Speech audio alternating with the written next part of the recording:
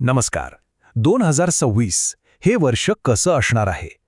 चला आज आपण अशा 4 गोष्टींवर नजर टाकूया ज्या येणाऱ्या वर्षाचं चित्रच बदलून टाकतील. मग ते जागतिक राजकारण असो किंवा मानवी क्षमतांची अगदी शेवटची सीमा. कोणते मोठे बदल आपल्या दारावर आहेत? चला पाहूया. द इकॉनॉमिस्टच्या मते एक गोष्ट येणाऱ्या वर्षावर सगळ्यात जास्त प्रभाव टाकेल आणि ती म्हणजे ट्रम्प यांचं संभाव्य अध्यक्षपद.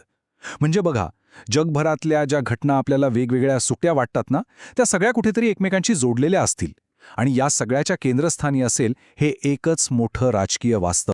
तर आज आपण कोणत्या 4 गोष्टींबद्दल बोलणार आहोत?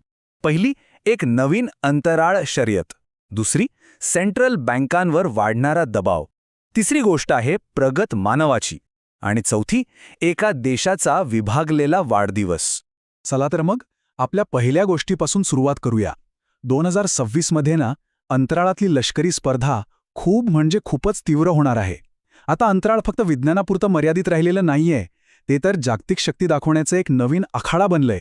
याचं एक उदाहरण म्हणजे अमेरिकेच्या स्पेस फोर्सने आपल्या बजेटमध्ये तब्बल 40% वाढ मागितली आहे. 40% हा एकच आकडा सांगून जातो की अमेरिकेच्या अंतराळातल्या लष्करी योजना किती मोठ्या आहेत. आणि या मोठ्या योजनेचं नाव काय आहे? Golden dome. ही एक अशी सिस्टम आहे जी अंतराळातून शत्रूची मिसाईल्स उडता क्षणीच नष्ट करू शकते. पण थांबा, इथे एक ट्विस्ट आहे. याचा एक दुसरा आणि जास्त धोकादायक उपयोग पण आहे. तो म्हणजे शत्रूच्या सॅटेलाइट्सना लक्ष्य करणं. आणि यामुळे काय होईल? अंतराळातल्या शांततेचा भंग होईल आणि संघर्षाचा धोका कित्येक पटींनी वाढेल.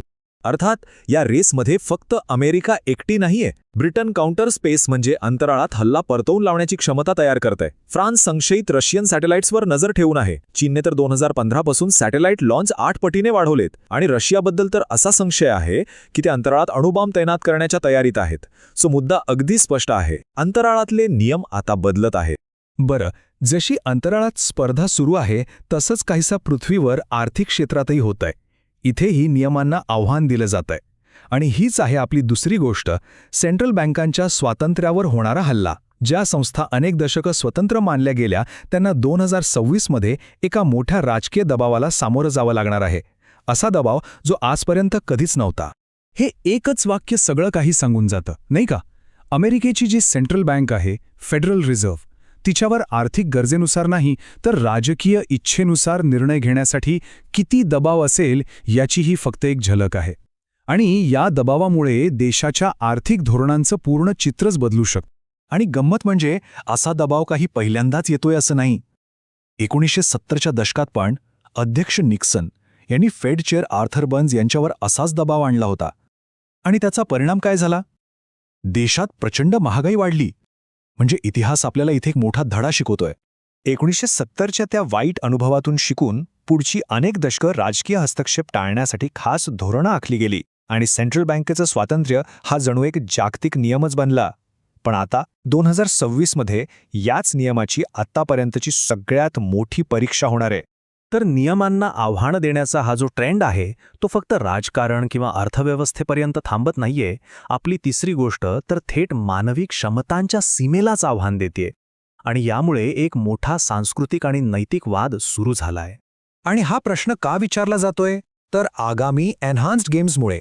हे असे खेळ आहेत जिथे खेळाडूंची कामगिरी वाढवणारी जी औषधं आहेत त्यांना उघडपणे परवानगी दिली जाणार आहे.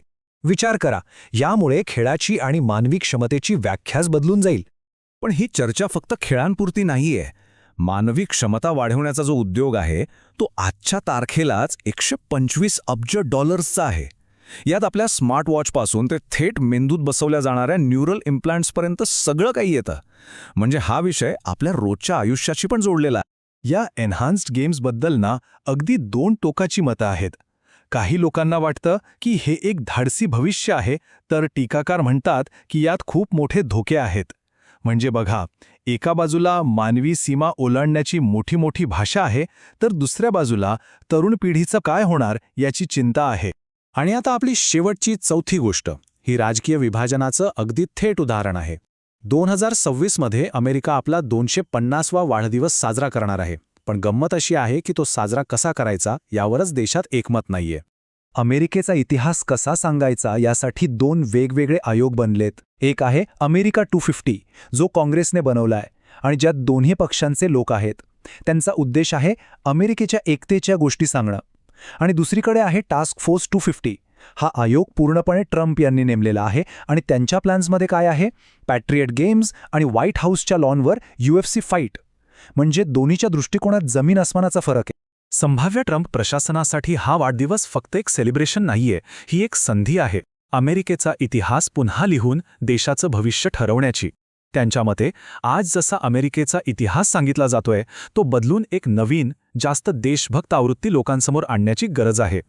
तर आपण ज्या या 4 वेगवेगळ्या गोष्टी पाहिल्या त्या सगळ्यांमध्ये एक कॉमन धागा आहे. मग ते अंतराळ असो, आर्थिक धोरणं असोत, खेळाचे नियम असोत किंवा अगदी देशाचा इतिहास. प्रत्येक ठिकाणी जे जुने प्रस्थापित नियम आहेत, ज्या संस्था आहेत, त्यांच्यावर दबाव येतोय, त्यांना आव्हान दिलं जात आहे. आणि हाच प्रश्न आपल्याला शेवटी विचार करायला लावतो की 2026 मध्ये जेव्हा हे जुने नियम मोडले जातील तेव्हा त्यांच्या जागी कोणते नवीन नियम लिहिले जातील, आणि सगळ्यात महत्त्वाचं, ती नियम लिहिणारी लेखणी कोणाच्या हातात असेल? या प्रश्नाचं उत्तर आपल्याला येणारा काळच देईल.